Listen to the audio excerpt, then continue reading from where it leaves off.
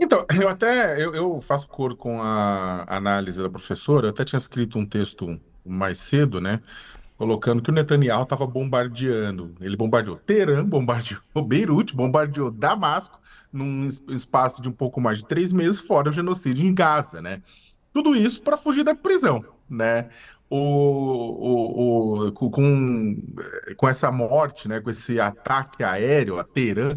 Gente, vocês estão colocando. Vamos colocar da seguinte forma para o pessoal entender. Imagine se o Irã ataca 3 capitais de 3 países da região em 3 meses. Vocês lembram qual que seria a reação dos Estados Unidos e da OTAN se o Irã realizasse ataques em alvos em 3 capitais em pouco espaço de tempo, ou se praticasse um genocídio em um território sobre o qual exercesse domínio completo, né? É claro, e aí isso nos lembra que Israel só faz o que faz porque ele conta com o respaldo do seu aliado, do seu principal aliado, que é os Estados Unidos. O governo Biden pode até fazer beicinho para para o genocídio, para os crimes contra a humanidade, né? Que inclusive estão sendo avaliados, né? Os crimes contra a humanidade cometidos pelo Estado israelense estão sendo avaliados na Corte Internacional de Justiça. O próprio Tribunal Penal Internacional, o procurador pediu a prisão de Benjamin Netanyahu e de Olav Galan, que é o ministro da Defesa de Israel, bem como de líderes do Hamas, né? Para o Tribunal Penal Internacional. Lembrando que o Tribunal Penal Internacional trata de pessoas, Corte Internacional de Justiça trata de países, os dois do sistema internacional.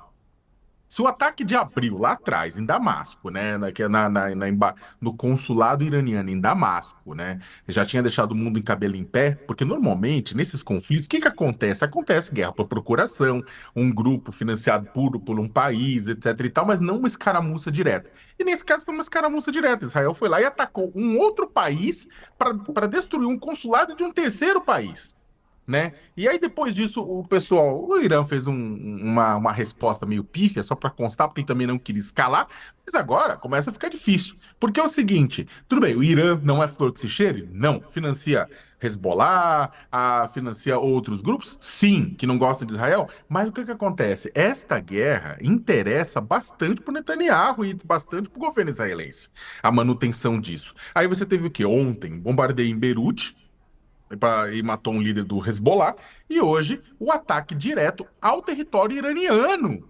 Né? Vocês estão entendendo? Ao território iraniano. Aí o pessoal fala: mas aí o Irã, se nisso, o Israel tem direito. Não, meu amigo. Isso aí é um ataque direto no território de um outro país que não gosta do seu país, inclusive, e que é o maior inimigo de Israel na região. Né? E aí o pessoal prometeu vingança. A questão é, qual que vai ser o tamanho disso? Né? Qual que vai ser o tamanho desse revide de tudo isso, né? E aí, somando que o clima contra Israel tá muito ruim, não só no Oriente Médio, como no mundo inteiro. A gente tá vendo nas Olimpíadas, inclusive, né? Por quê? Sob a justificativa de atingir o Hamas pela morte de 1.139 pessoas no território israelense, dentro do território israelense, em 7 de outubro do ano passado, o governo Netanyahu passou o trator, cometeu crime contra a humanidade, cortou água, cortou luz, cortou comida, tá, puta, tem campo de refugiados com cólera, mandou todo mundo ir pro sul, e aí tá bombardeando o sul agora. Você tem foto de gente queimada, gente sem braço, hospital destruído, com um monte de cadáver, vala comum, tá um inferno.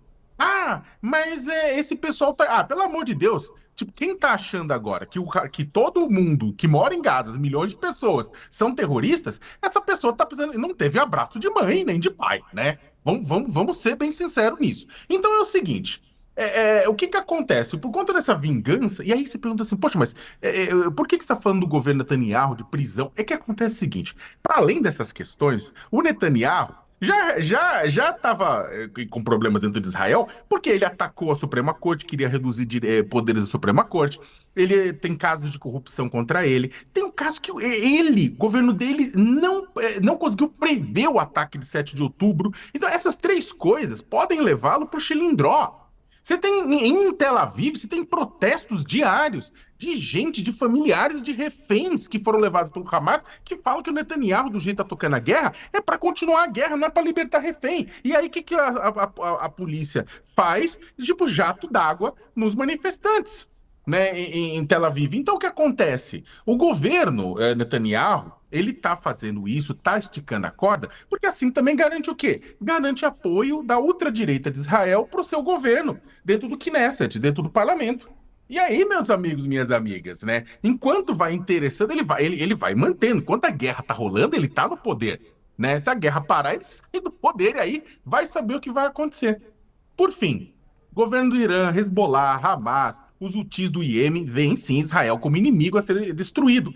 E o conflito é útil para eles por fortalece a narrativa e a posição. A questão é que o conflito também é útil hoje para o governo Netanyahu. Não estou falando do povo de Israel, estou falando do governo Netanyahu, pois fortalece a posição e a narrativa. A quem interessa o conflito? Ao povo do Irã, ao povo do Líbano, ao povo da Síria, ao povo do Iêmen, ao povo de Israel e principalmente ao povo de Gaza, que não é.